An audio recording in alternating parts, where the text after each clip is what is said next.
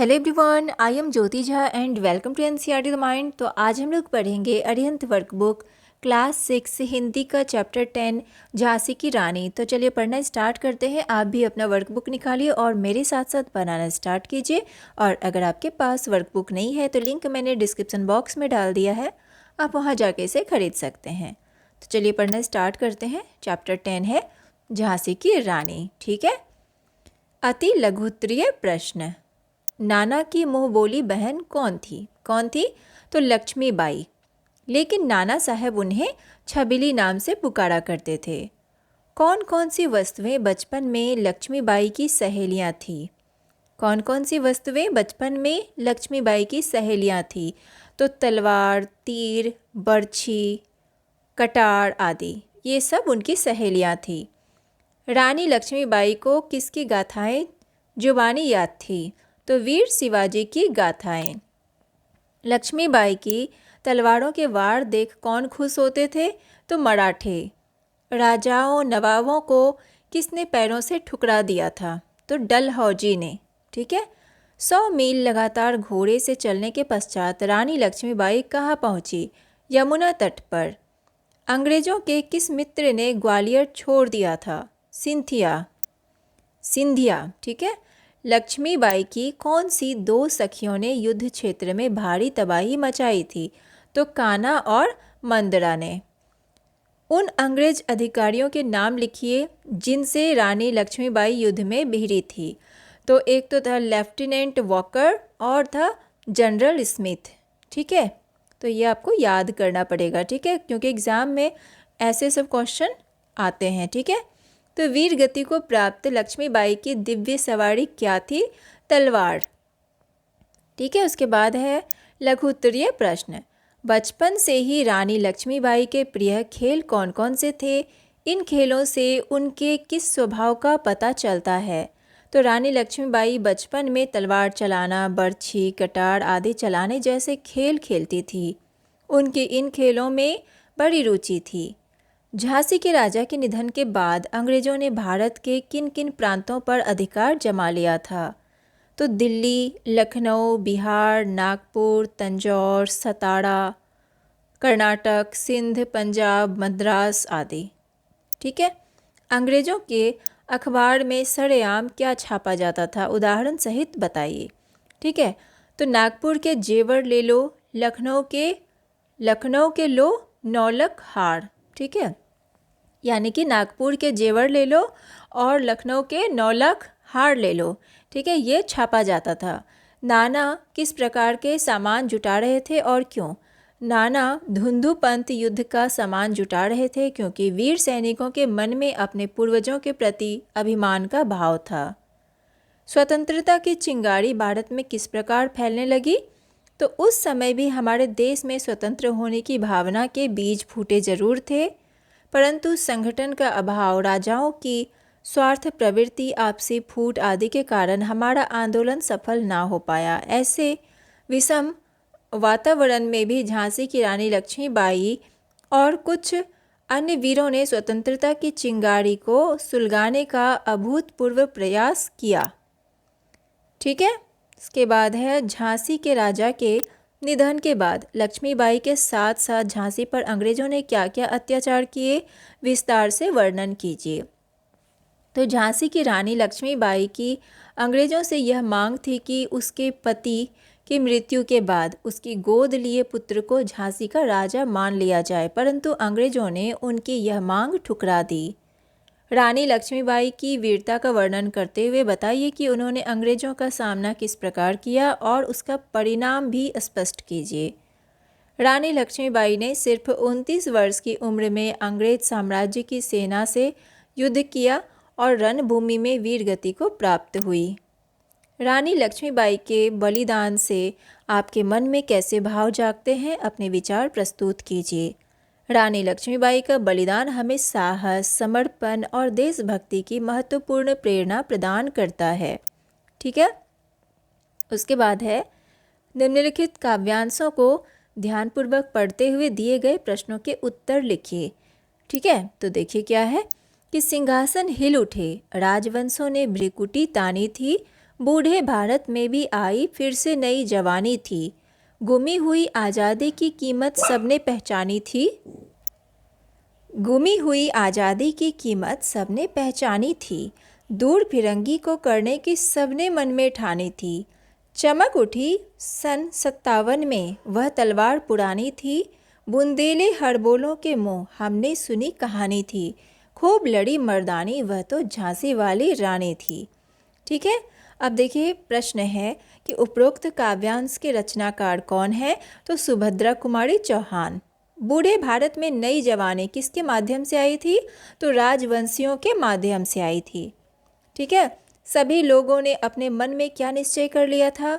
तो सभी लोगों ने फिरंगियों को भगाने का निश्चय किया था। ठीक है, फिरंगियों को भगाने का निश्चय किया था। उसके बाद है पुरानी। पुरानी का विलोम शब्द होगा, क्या होगा? पुरानी का विलोम शब्द नई।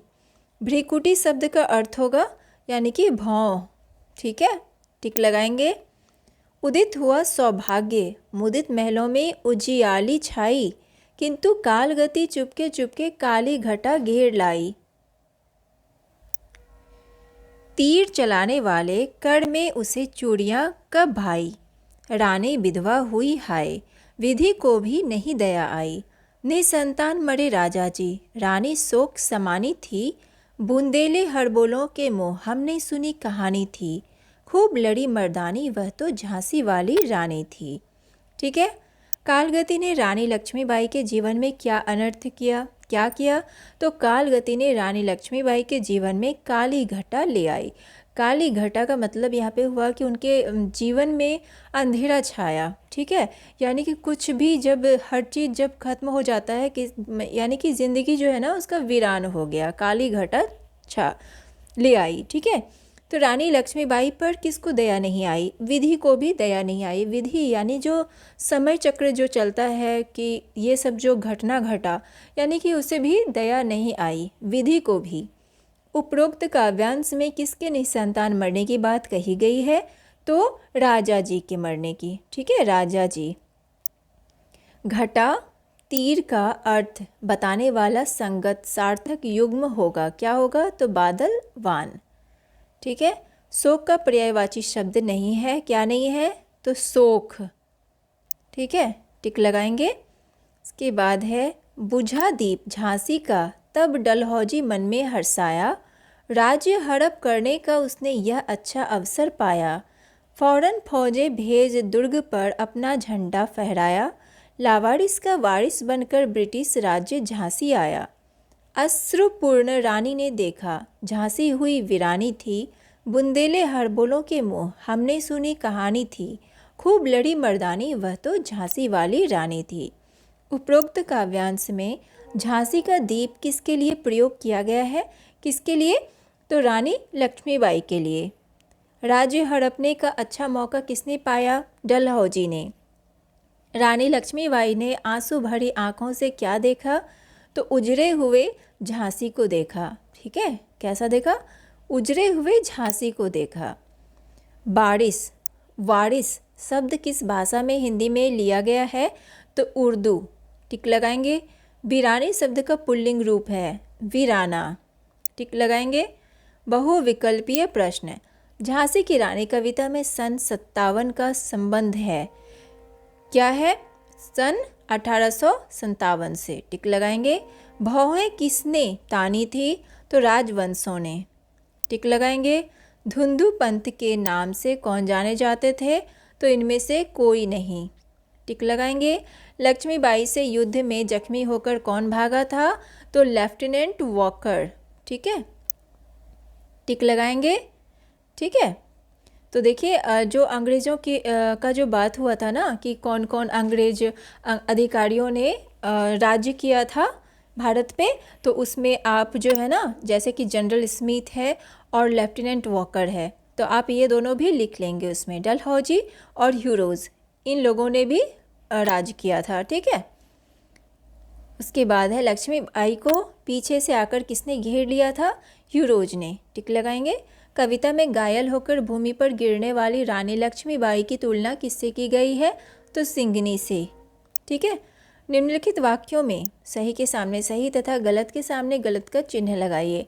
अर्जुन की पत्नी का नाम चित्रा था। सही। झांसी के राजा की मृत्यु के पश्चात डलहौजी बहुत दुखी हो गया था।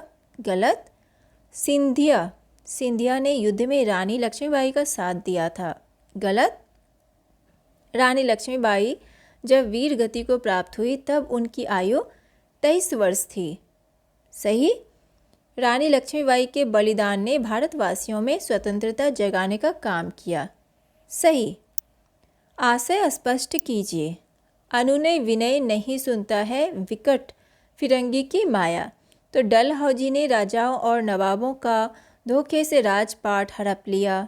अनुनय विनय करने पर भी उसने उनकी एक ना सुनी और उन्हें गुलाम बना दिया। उनकी मृत्यु के बाद उनकी पत्नियों को उनके राज्य से निकाल बाहर किया। ठीक है। बुझा दीप झांसी का, तब डलहौजी मन में हर्ष आया। यानी कि इस पंक्ति का अर्थ है कि दामोदर राव की मृत्यु के बाद झांसी के सिंहासन का कोई वारिस नहीं था। ठीक है। बुझा दीप झांसी का, तब डलहौजी मन में हर्ष आया। यानी कि जब दीप बुझ गया दामोदर राव की मृत्यु के बाद झांसी के सिंहासन का कोई वारिस नहीं था, ये सोच के जो है ना डलहौजी मन में हर्ष आया। यानी कि डलहौजी मन में वो बहुत ही ज़्यादा खुश हुआ। तो ये लाइन भी आप लिख देंगे कि डलहौजी बहुत खुश हुआ। ठीक है। तेरा स्मारक तू ही होगी, तू खुद अमिट निशानी थी। ठीक है। तो इस पंक्ति का अर्थ यह है कि रानी लक्ष्मीबाई के बलिदान को हम भूल नहीं सकते, कभी नहीं भूल सकते। वो हमेशा इतिहास के पन्नों पर और हम लोगों के दिलों में जीवित रहेगी। ठीक है। और कल्पना कीजिए, कविता के आधार पर सन 57 के समय का वातावरण व परिस्थितियों की कल्पना करते हुए कुछ पंक्तियों में उत्तर दीजिए। ठीक है। तो ये आप खुद लिखेंगे। स्पष्ट कीजिए कि कवित्री ने रानी लक्ष्मीबाई को मर्दानी कहकर क्यों संबोधित किया होगा। क्यों किया होगा? क्योंकि वो जो है ना मर्दों के तरह लड़ाई करती थी, जो कि मर्द लोग करते हैं लड़ाई। तो वो एक जो है ना एक औरत होकर वो मर्दों की तरह लड़ाई की और बहुत ही ज़्यादा लड़ी, अच्छे से लड़ी। तो इसीलिए उन्हें मर्दानी कहा गया। ठीक है। यदि आप रानी लक्ष्मीबाई के स्थान पर होते तो अंग्रेज़ों का सामना किस प्रकार करते? जिस तरह से रानी लक्ष्मीबाई ने किया तो आप किस तरह से सामना करते? तो ये आप अपने अकॉर्डिंग लिखिए। ठीक है। तो आपका वर्कबुक कंप्लीट हो चुका है। कैसा लगा पढ़ के मुझे ज़रूर बताइए। अच्छा लगा हो मेरा पढ़ाना तो मेरे चैनल NCERT द माइंड को लाइक सब्सक्राइब कीजिए और पास में दिए गए बेल आइकन को ज़रूर प्रेस कर दीजिए ताकि NCERT से रिलेटेड हर वीडियोज़ आपके पास समय से पहुँचती रहे। मिलते हैं नेक्स्ट वीडियो में। तब तक के लिए bye, take care, thanks to watch my video.